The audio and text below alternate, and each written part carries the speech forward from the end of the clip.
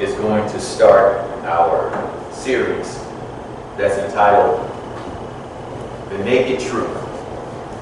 And most people say they want the truth. Most people say, tell me the truth. In today's lingo, everybody says real recognizes real. What I always find out whenever I hear someone say real recognizes real, you know you in for trouble.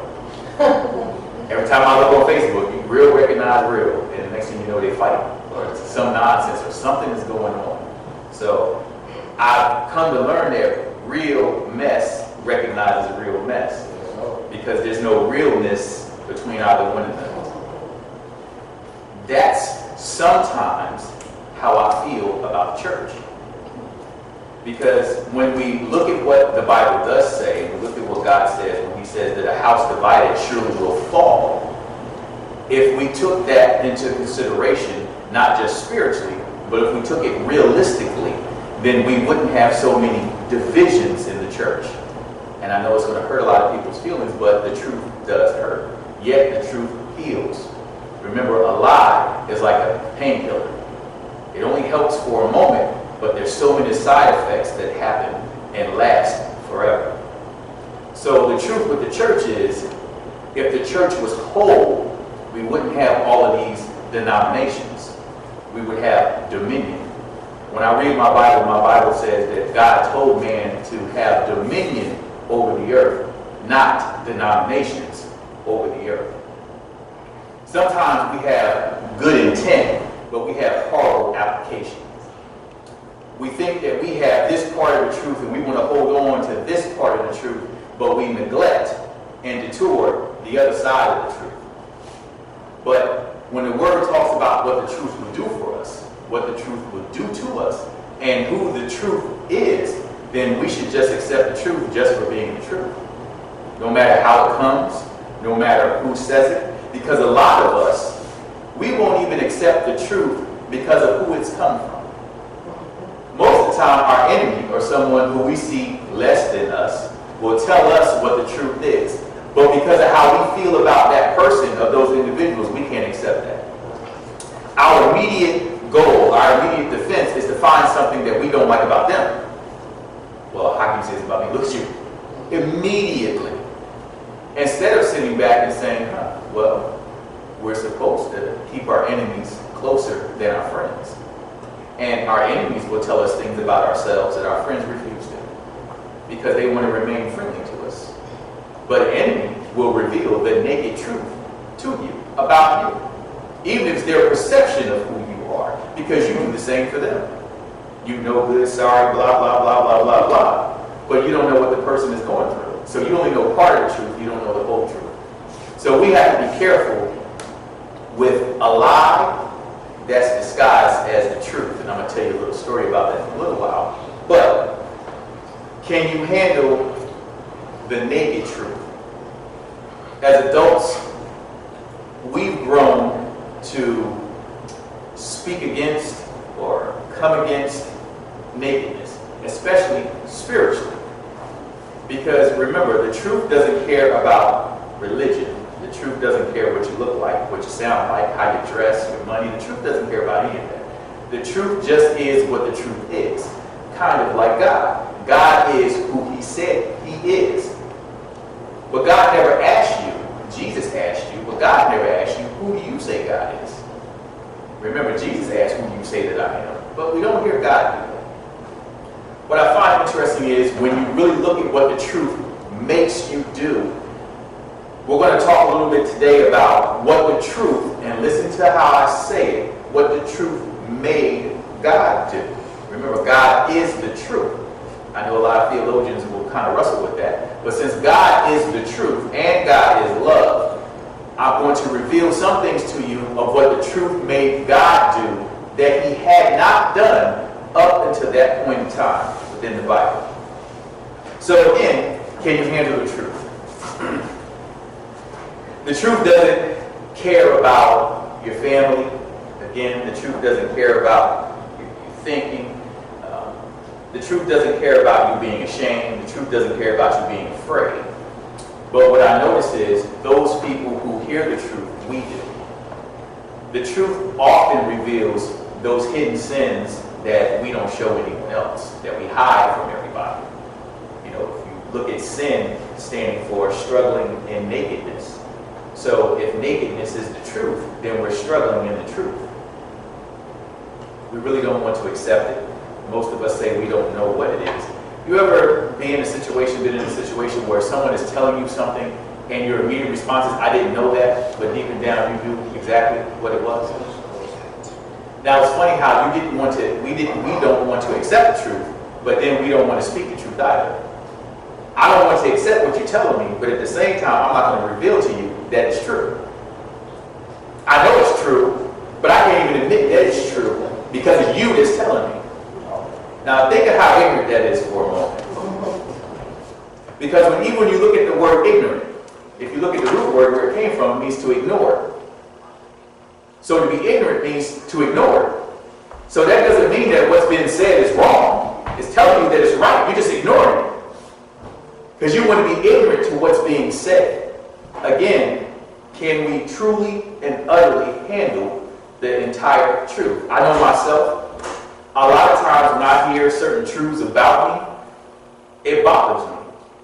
Other times, it challenges me to look within myself and say, now how can I change this? How can I change that? Because what I found out, one of the things about God is the closer relationship that you get to God, the more truth you'll be revealing to yourself.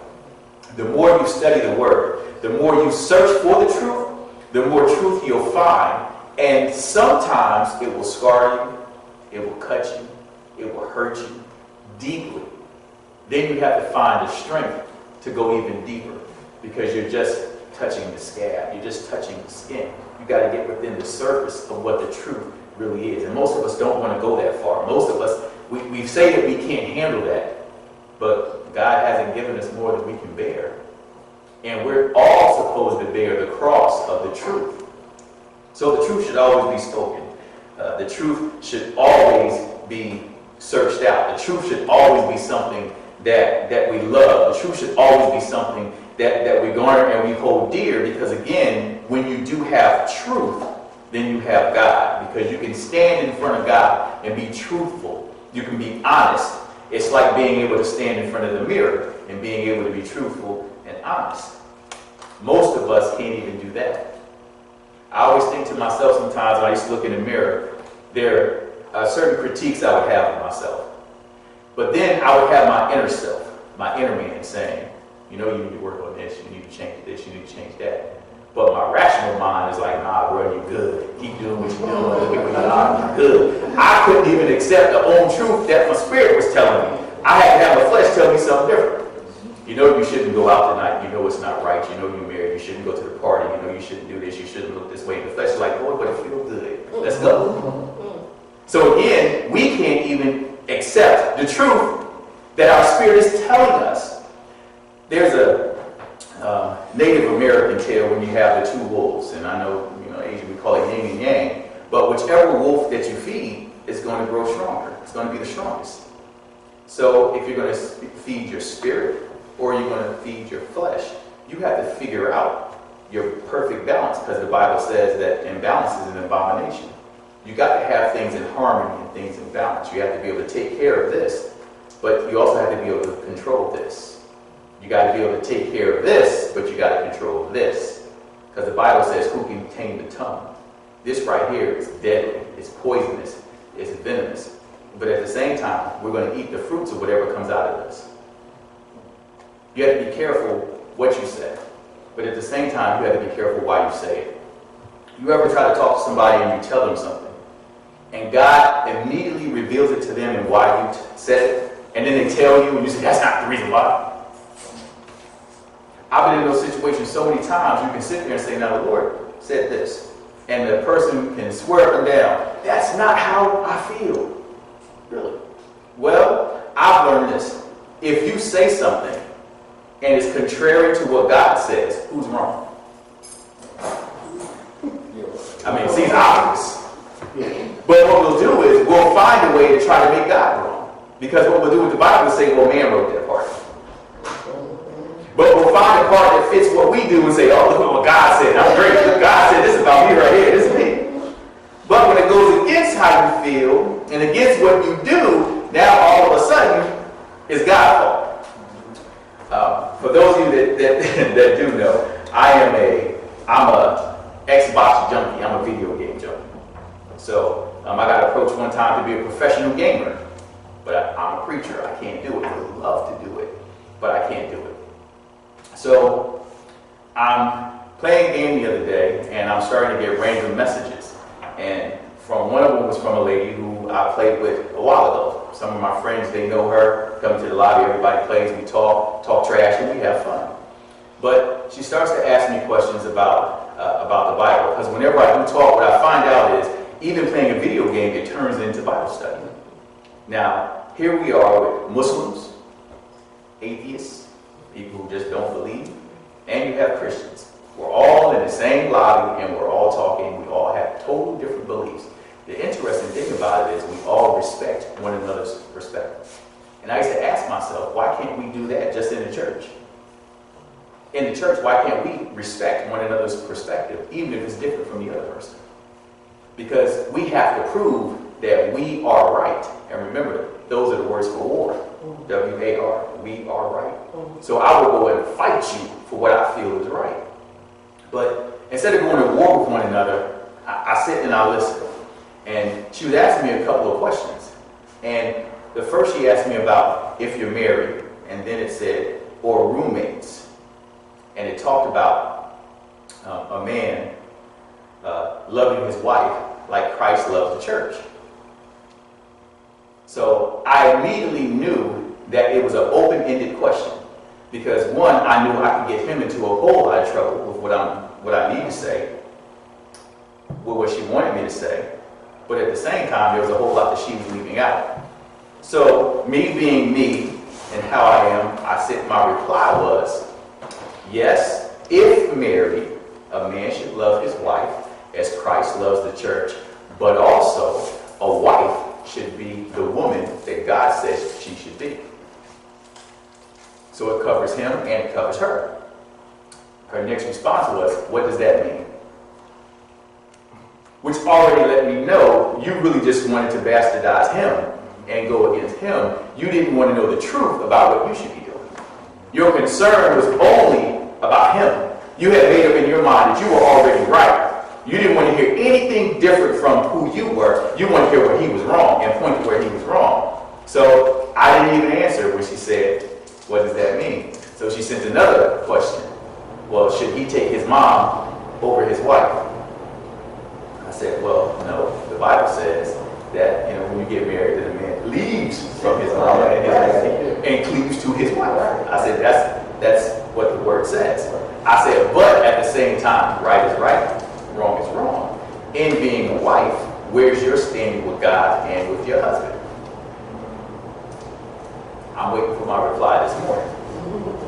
But it's interesting that people really don't want to know the truth when it's a reflection of who they are. They only want to know the truth as a reflection of who you are and what you do. So when it comes down to the truth, we have to learn when it comes down to God and how we worship God. This is where we get into looking at what do we actually do, what do we actually say, especially now that we consider ourselves grown.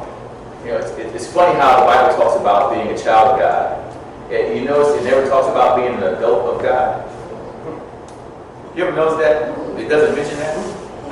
But for whatever reason, because we've been saved for 30, 40, 50, 60 years, we feel we've grown. I'm grown in the Word. Can you show it to me in the Word? I know you may be experienced. You may be blessed. You may be anointed. But I don't ever see any adults in the Word. I see that we're all children of God. But anyway, the Bible says in John 4:24 that God is a spirit, and they that worship him must worship him in spirit and in truth. So these are the things that I ask people. If God is saying that those of us that worship him, so he's not talking to everybody. He's talking to the people that actually worship him. He says you have to worship him in spirit and in truth. This is John 4:24. Notice it didn't say one or the other. It says spirit and in truth. So, if you're only worshiping God in spirit, are you worshiping God? According to this, you can't. It has to be spirit and truth. And if you only worship God in truth and no spirit, you're not worshiping God. Sometimes what we don't realize is, especially within the church, I've recognized and seen where the misconception and where we've been misguided is, you can go into a lot of our churches and they are full of the Spirit. They are worshiping the Spirit, but there's no truth there. You ask a person about their foundation, you ask a person about certain simple things that most believers / Christians / knowers / children of God should know, and they don't have any firm foundation. It's not set. Because they know the Spirit of God, because they love the high, the emotion, the dancing, the singing, the praising. They know all of that. But His Word says only His Word will remain forever. It didn't say the dancing will remain forever. It didn't say the clapping and the shouting will remain forever. It said His Word. So when you ask a person about the Word of God that we're supposed to build ourselves on, the Word of God that's blessed us and called us into existence, they don't have it. And sometimes when they do speak about it, you sit back and say, well, where is that at? Well, my pastor said it. And again, me being a pastor, one of the things that I've noticed, and I noticed growing up, and I notice now, that when you look at it, a lot of times people know more about their pastor than they do God. People have more reverence for the pastor than they do God. You come into church, all of a sudden we're in a building. Although this is the temple of God, the Holy Spirit is supposed to reside within us. This is the temple of God. God is speaking to us. God sees us at all times. God knows everything before we do, before we think, before we say. We know all of that. But when we come to church, all of a sudden, I can't curse in church. It's a building. Why? Does God see you different in church than He see you at your house? I mean, think about it for a minute. Or, I got to come in here and I got to be this way. Because the pastor don't do this. Well, what does the pastor have anything to do with it? God's the one that sees you all of the time. What I laugh at is this. I don't give grown folk a break. And this is why I don't give grown people a break. Because when it's time to do right, we all know to do right. Think about that. A child sometimes is different. A child is all over the place. And I'm talking about my nephew. My nieces, I don't give them much of a break. But he's 2. He's all over the place. But an adult, unfortunately, most of us, we're all over the place. Our thoughts sway from here to there, everywhere, all the time. But all of a sudden, when we come to church, we laser focus. Everything changes. I know how to act. I know how to talk. I know how to speak properly all of a sudden. Isn't that something? Yeah. But we can do that here. I know how to say, hey, brother, how you doing? Shake your hand. Hey, sister, how you doing? I know how to be nice. I know how to be cordial. I know how to. But as soon as I get outside of the doors, I have no more home training. I'm lost in the sauce, and I blame it on everybody else. But we're all like that. Let me tell you, I don't mind confessing things about me, because again, I can admit the truth about myself. I used to sit back and I would be in the church. Now here I am as a pastor. I would be in church, and I would be asked to come up and read something from such and such, or from here or from there. Do you know, I would open the Bible, wouldn't know where the chapter was at, wouldn't even know where the book was at. I had to think to myself sometimes, Old Testament, New Testament. Now I know I'm not the only one. I may be the only one to admit it. But oftentimes, but as a pastor, you should not, quote unquote, we're told you should not be there. You should know exactly where everything is at all times. I was told you should be able to quote everything in the Bible. I'm not like that.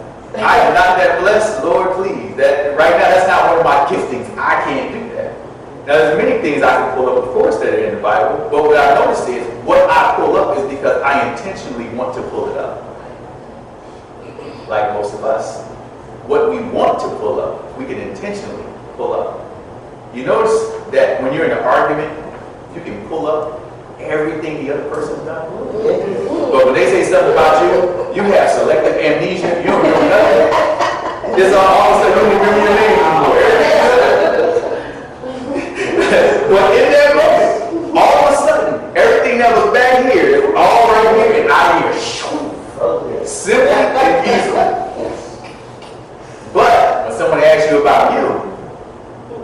I ain't into that. It's amazing what the truth will make us do, and I'm going to speed us up. But it's amazing what the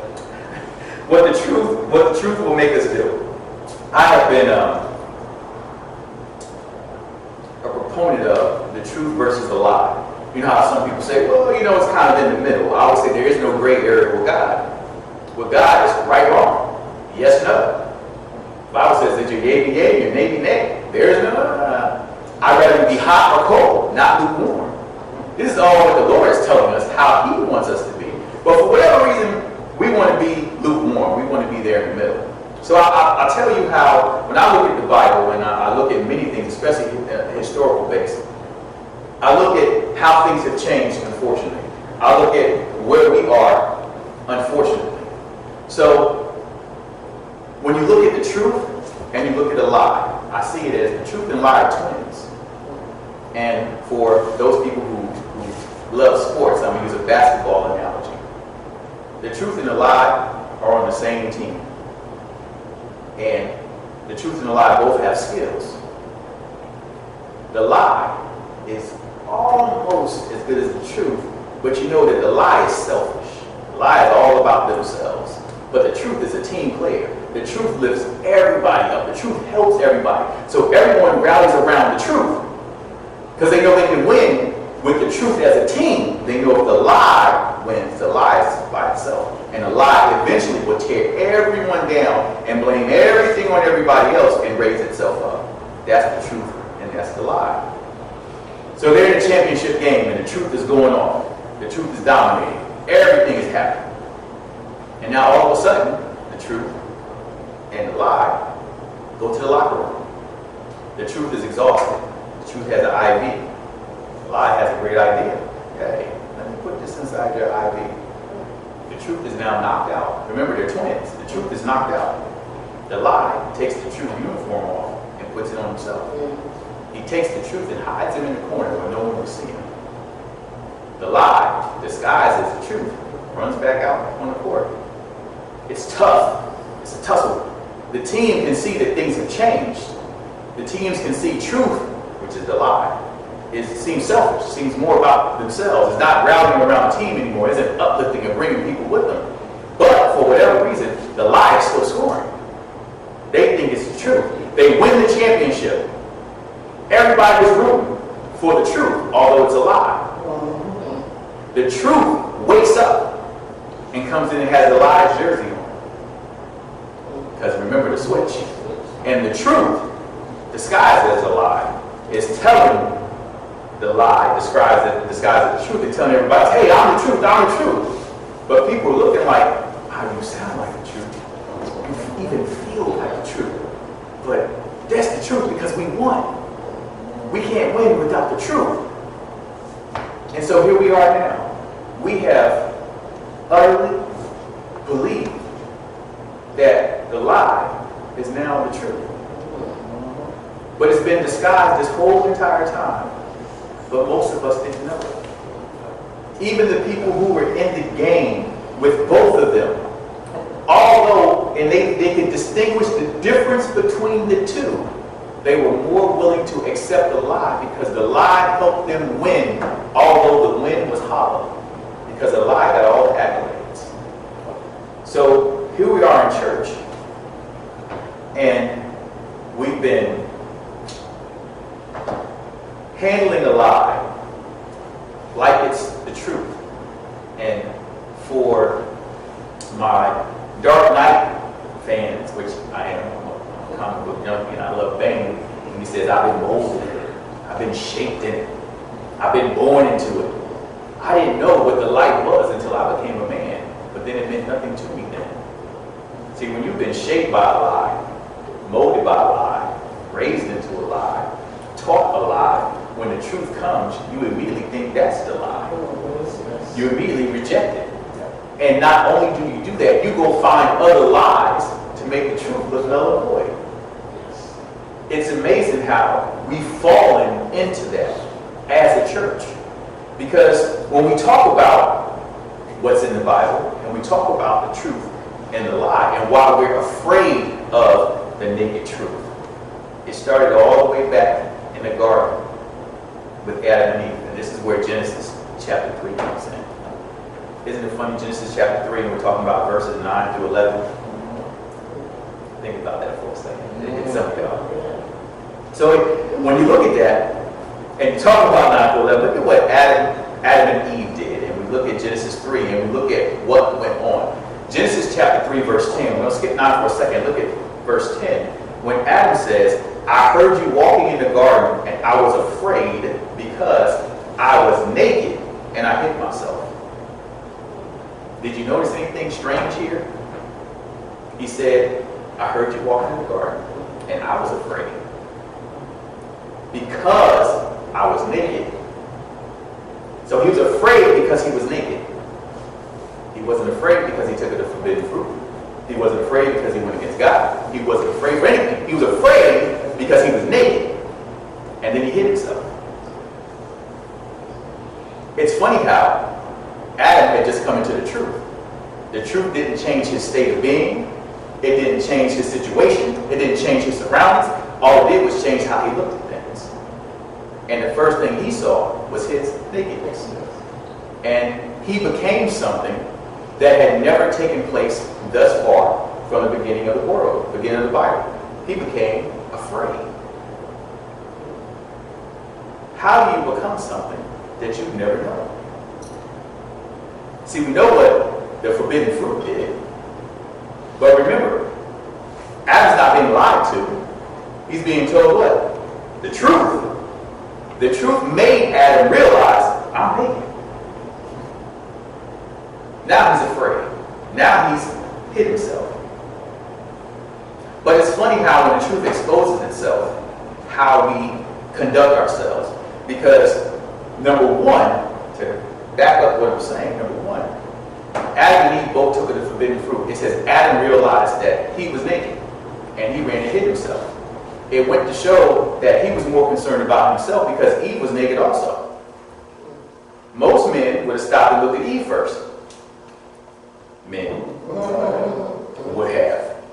And most ladies would have looked at Adam. But Adam ran and hid. He was afraid. Immediately. That was the first thing. But the second thing that tops it all off with what the truth will make you do. Because the truth made God do something he had never done in the Bible before then. It said God spoke, let there be this, let there be that. He commanded this, he commanded that. He did this, he did that. He created, he did all of this. For the first time we see in the Bible, starting with verse 9, God asked 3 questions. God never asked anything in the Bible. Remember, we're in Genesis chapter 3. He spoke everything to us. He said, he commanded, he demanded. Now, man knows the truth. And now God has to ask him a question. So when we get back to the questions that were asked, and why they were asked, we have to go to Genesis chapter 2, verse 10.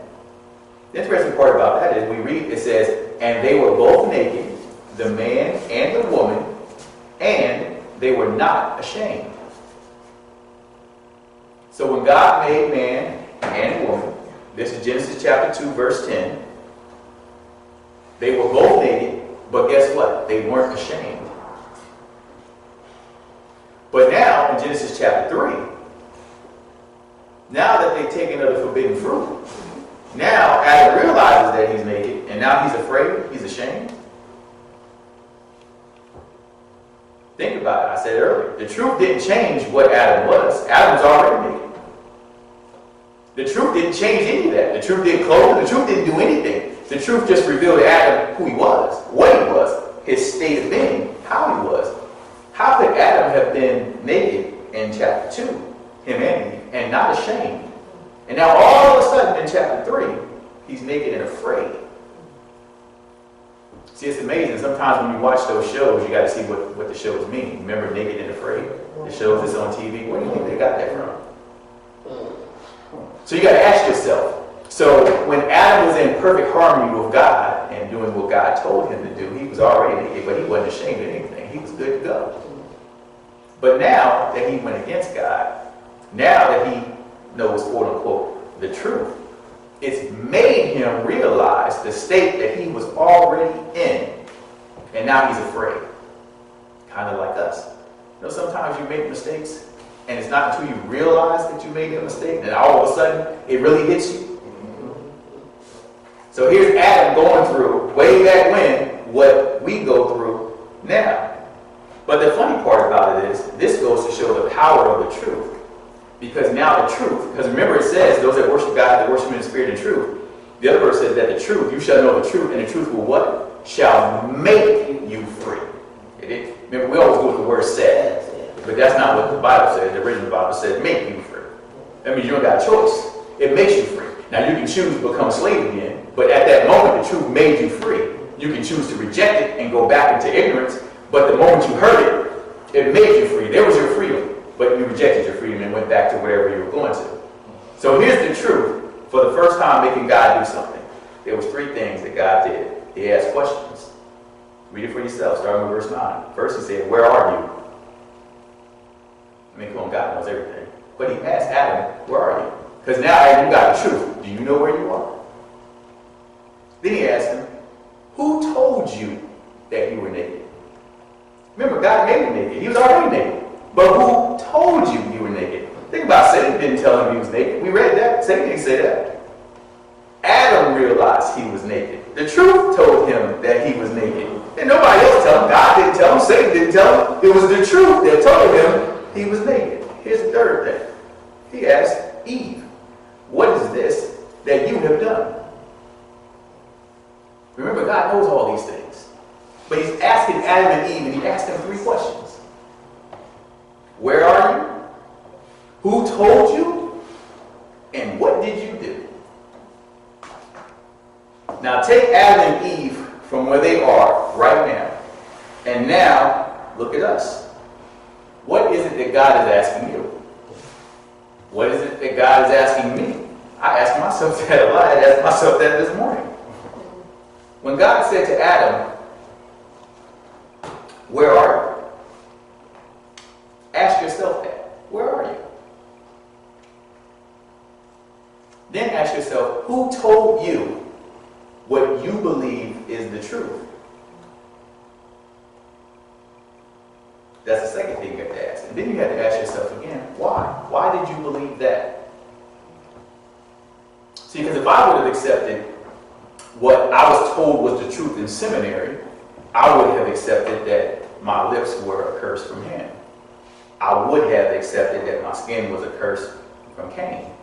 I would have accepted this because they told me that these were biblical truths, although they're not in the Bible. What truth are you accepting? Are you accepting the lying truth? I've always said, for those of you that know me, I say it a lot, that the best lie is the truth. Because how I used to do it all the time, again, I don't mind confessing about what I used to do. I could go over to a friend's house and play Xbox, but then when I leave from there, I'm going to the club. So when I'm asked, what did you do tonight? I went over to my friend and I played Xbox. Did I lie? Nope. I'm lying my pants off. Because it's what I hid and didn't say that meant everything. So I told the truth, but I was lying at the same time. My intent was lying. So we disguise a lie as the truth. We do it often. So this is where our Google moment comes in, and I'm going to close this down in just a moment. Our Google moment comes in is I want you guys to pull your phones out and I want you to text this. I want you to say this, ask this question. Does the original King James Version say demon? Because all my life I have been taught about demons. Let's put, is the word demon in the King James Version of the Bible, the original one? And I see some people already shaking their heads. I can tell you, no, it's not. So, my question to you all, because you're reading this, and we're reading the King James Version because most people accept the King James Version of the Bible. We've all been taught about these things called demons. So my question is, now that you see the truth, which is, it's not there, It's not in the Bible. The word is not there, not one time. It doesn't exist. Where did the word demon come from? Remember, the Bible talks about that a good name is worth more than silver and gold. Whatever God said it is, that's exactly what it is. But when man comes and changes things, it loses a couple of stuff. It loses not just the power, but it loses the meaning of why it's called what it's called. It loses the meaning of what God did. Who is man to change what God has said and what God has done? So now that we're going back, we're just looking at the King James Version now, the original version from way back when. It's not there. So now you have to ask your rational mind, because I know some people are not thinking, well, demons exist. The beings that we call them, they do. But the word demon, where is that at? Because when you read the Bible, see, sometimes, and this is man's folly, sometimes we have to dress stuff up to make it seem a certain way, to make it sound a certain way. We have to create the greatest villain. We have to create this. We have to separate the light from the dark. God did all of that, but man feels like he has to. We got to separate good from evil. God did all of that, but we feel we have to. But if you read the word itself, it says devils, being plural, but it tells you evil angels, not demons. So it's interesting that when we say that you're dealing with a demon, you're actually dealing with an evil angel. Doesn't that change the authority and the power that you're actually dealing with? Because now we're talking about, remember, when we read in the very, very beginning, when we look at Genesis, it talks about the angels coming down and being with women. The sons of God came down and slept with the daughters of men. The sons of God were who? Angels. But see, we call them demons. Why? It's amazing how the demon came from Daemon, and all that, and it's Greek. But even in the Greek terminology in the word, it didn't even mean anything that was evil. But we've changed that. Now we're talking to a being that's not its name, it's something else. It's an angel. And again, how the Bible, the truth, how you can back things up for those who do want to look at it. I mean, we could even look at Revelation chapter 12, verse 7. And write these down. I'll go over them real fast. It says, and there was a war in heaven, Michael and his angels, waging war with the dragon and his angels waged war. Remember, it don't say demons, it says angels. It's amazing when you see, for if 2 Peter chapter 2, verse 4. Now, again, this series is going to be interesting because, again, this is the Bible. This is not passed out. I'm not making this stuff up. I want you to read this for yourself. 2 Peter chapter 2, verse 4 says, for if God did not spare angels when they sinned, were any of us ever taught that angels could sin? Ain't that something? For God did not spare angels when they sinned, but cast them into hell and committed them to the pits of darkness reserved for judgment. Isn't that something? Jude chapter 1, verse 6.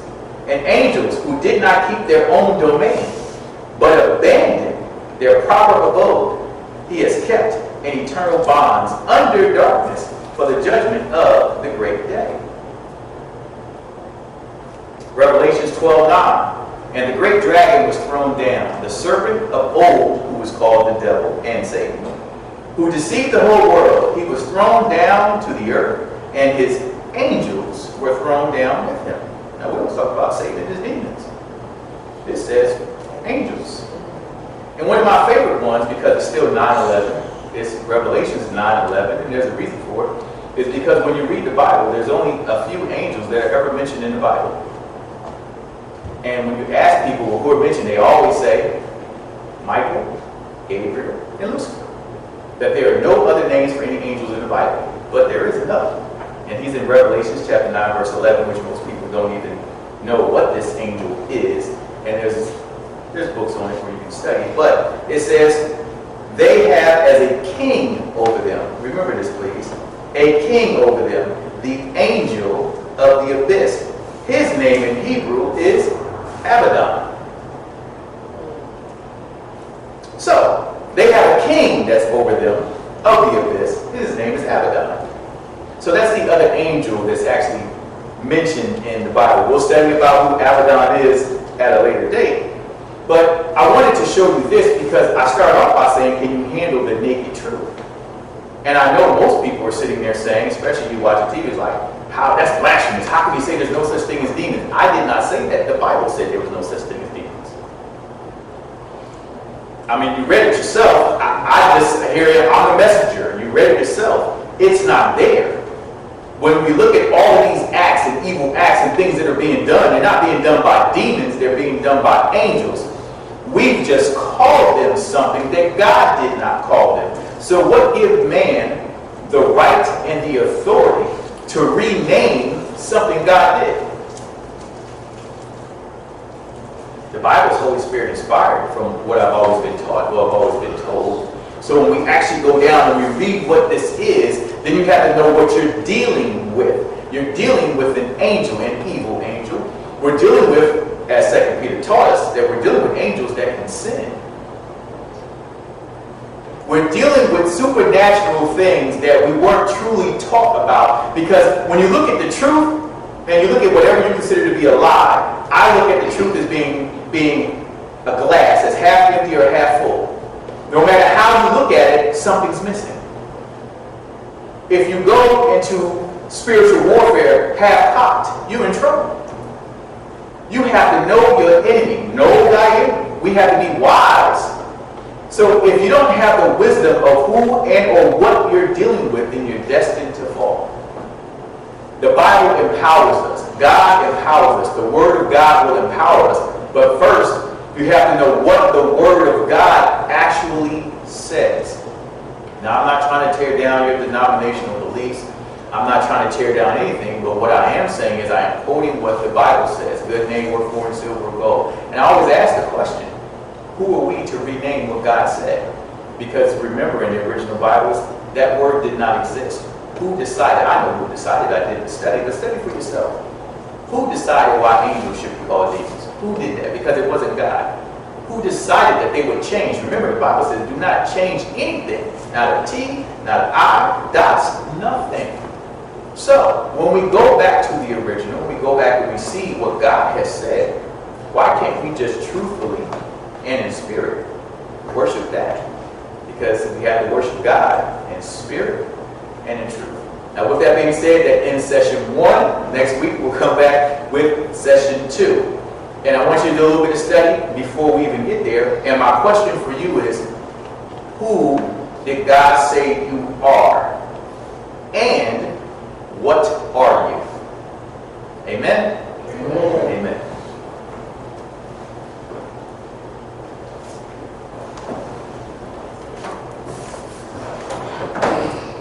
Any questions, comments, or concerns? Or anything that we just went over?